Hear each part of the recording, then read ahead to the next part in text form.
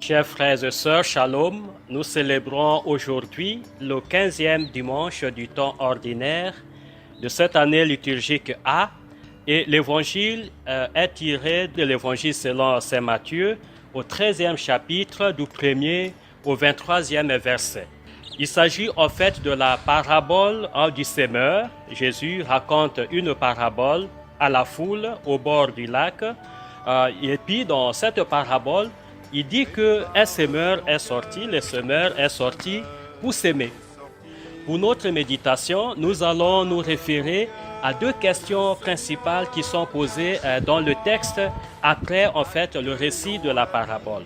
La première question est la suivante: pourquoi Jésus prêche-t-il en parabole?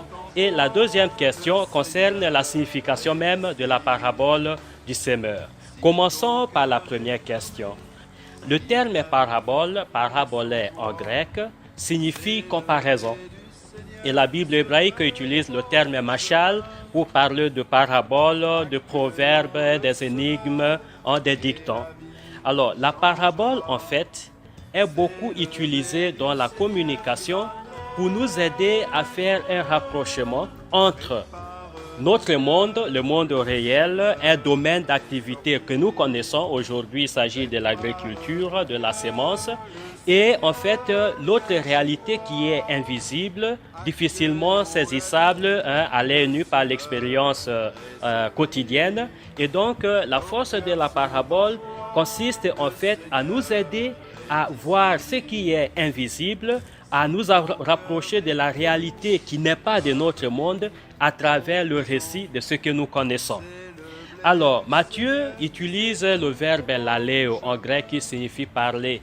Si Matthieu utilise le verbe parler en général, c'est pour nous dire que la parabole est un discours ouvert. Donc, Jésus ne donne pas la conclusion. Il raconte une histoire et cette histoire nous invite à prolonger la méditation, la réflexion pour pouvoir assimiler le mystère du royaume des cieux. La deuxième question concerne la signification même de la parabole. Pourquoi Jésus raconte la parabole du semeur? Qu'est-ce que cela signifie? Quand nous lisons le texte, curieusement, Jésus ne parle pas beaucoup du semeur. Nous savons que dans l'Ancien Testament, le semeur, c'est aussi le qualificatif de Dieu. Dieu est souvent considéré comme le semeur. Israël est la vigne du Seigneur et c'est Dieu qui prend soin de cette vigne-là que lui-même a plantée. Il y a aussi d'autres textes qui parlent de Dieu comme celui qui cultive pour rendre la terre fertile. Le fameux texte d'Isaïe 51, du 1er au 3e verset, nous dit aussi que la parole de Dieu est comme la pluie qui tombe du ciel et elle ne retourne pas sans avoir fertilisé la terre, sans avoir aidé la terre à produire les fruits. Donc c'est ça le rôle de Dieu. Dieu veut un avenir meilleur pour l'humanité. Il veut que chacun de nous, il veut que nous soyons fertiles par rapport à sa volonté, par rapport à la loi de l'amour qui résume l'ensemble de la loi. Jésus, mais dans l'explication de la parabole, nous voyons que l'accent porte beaucoup sur l'adhésion à la parole. Il va expliquer les différentes catégories de terres qui ont accueilli la parole et l'insistance va porter sur la terre fertile qui a pu produire des fruits. C'est pour dire que malgré les obstacles que la parole peut rencontrer, liés par exemple aux causes qui sont externes, il y a les oiseaux qui viennent prendre la sémence, des difficultés liées au contexte de la vie. Donc malgré toutes ces difficultés, Jésus nous invite aujourd'hui à accueillir la parole et à en produire les fruits.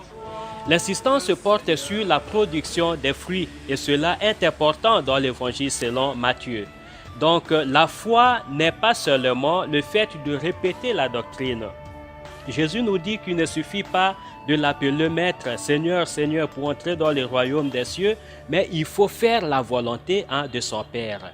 Et il va utiliser beaucoup d'autres paraboles concernant la production des fruits. Il faut que la parole que nous écoutons produise des fruits dans notre vie. Et c'est cela l'interpellation la plus forte de la lecture de ce 15e dimanche du temps ordinaire.